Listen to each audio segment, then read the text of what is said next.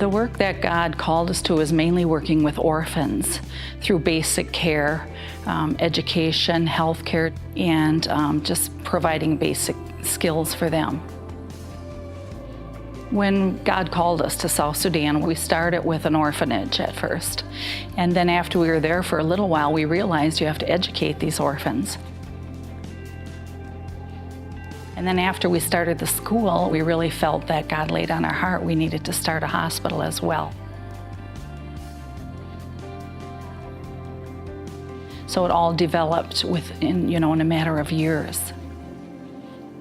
Healthcare is a big challenge in Yei. But what we learned was our kids are relatively healthy compared to the kids on the outside.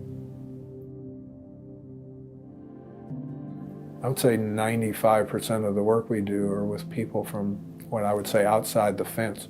So everything that we did for the orphans, but the biggest impact was to the surrounding community.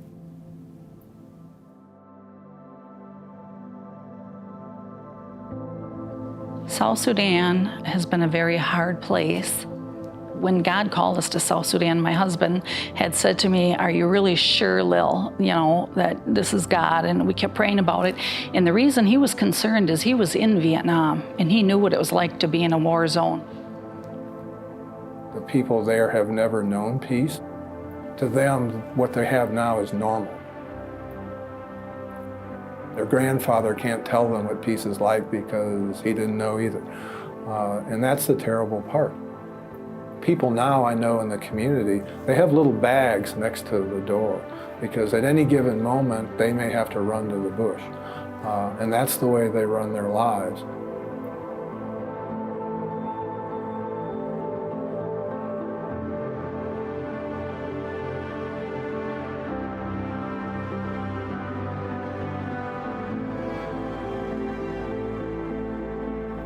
Civil war within South Sudan actually started in 2013, but for Yei, where our main compound is, 2016 is when it actually drifted down into our area. And Yei became a city under siege. It was surrounded by basically what we call rebel territory. Of course, South Sudan suffered war, decades of war. The war is not yet over. We still have pockets of insecurity that calls for a prayer. The hospital was totally dependent on our Western missionaries, that we couldn't operate without them. And it was too dangerous for them and their families to remain. And so that part had to close. There was no police. Police station was closed. So it was harvesters and the military barrack. Two places, no life anywhere. Ana biseja rabna wa ana biseja ka musul bita jansuk wo Morris wagif bita jansuk ka community ka zana bita jansuk wo ma parena. People from the community who were also caught up and could not move, I opened some of these buildings for them to accommodate them.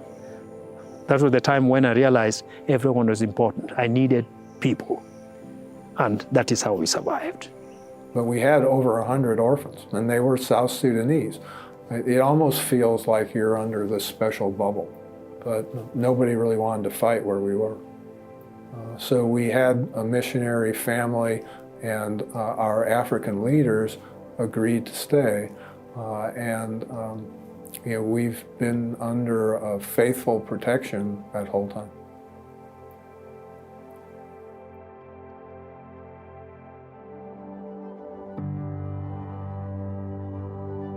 It has been amazing to see that over the last 20 years, an organization like Harvesters has invested so much in the lives of these orphans. There are literally hundreds of stories of radical life change that comes when people are willing to invest in a young person for their entire lives. I'm Bendita Tabo, but I like when people call me with my father's name, Bendita Tabo John. I'm 18. I've been in Harvesters for 15 years, yes. I'm not here alone, I'm with my sister. We lost our mom when she was just a year and a half. That is why we came here. I love singing, and sometimes I feel I can be like a big singer. But what I say is I want to be a dentist because I love biology. When I sing, I feel so close to God, and singing to Him, I don't have to be too cool to talk to God. I just have to be me and just tell Him what I feel. My name is Aaron Osman. I am 28 years old. I live within Yei town. That's where my family is. I am the way I am today in terms of level of education and even my spiritual life because of Harvesters. You can see how Harvesters gave me direction, and this translates itself into a character. What I like about Harvesters is having trauma care sessions. I lost my dad last year, July 22nd, and it was very hard for me to walk the journey alone. As our kids grew into be teenagers, we came to the realization that, just bringing them to Bible study and things like that just really wasn't enough. They've seen some pretty horrible things in their little lives, and we need a way to get them to bring those out into the light of day for God's healing touch. I feel like a heavy stone is being lifted out of me, because when the stone is inside me, it's so heavy that I can't even carry it on my own. Now talking it with friends and with people bigger than me who understands and who care about me so much helps me to carry it. One of the most inspiring things about my visit to South Sudan was to observe the ripple effect. And what I mean by that is these young people whose lives have been completely transformed through Harvesters' work now feel compelled to reach forward to the next generation. Take Aaron, for instance. Aaron was a young man who Harvesters invested in since he was 6 years old. He grew up and he went to university and he studied medicine. And as he found out that the clinic and the hospital there were reopening, he felt compelled to come back and to provide this skill to the next generation of people.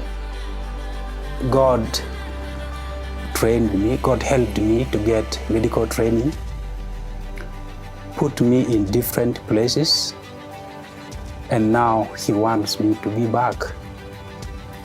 That's where I belong. South Sudan needs Jesus for the future. Without Jesus, we will go in a circle of violence. We are raising up leaders, not only who will serve God in the church, but who will represent Harvesters in different areas. Representing Harvesters means they become ambassadors for Christ in the future. In 2016, Yei became a very difficult place. It was a city under siege.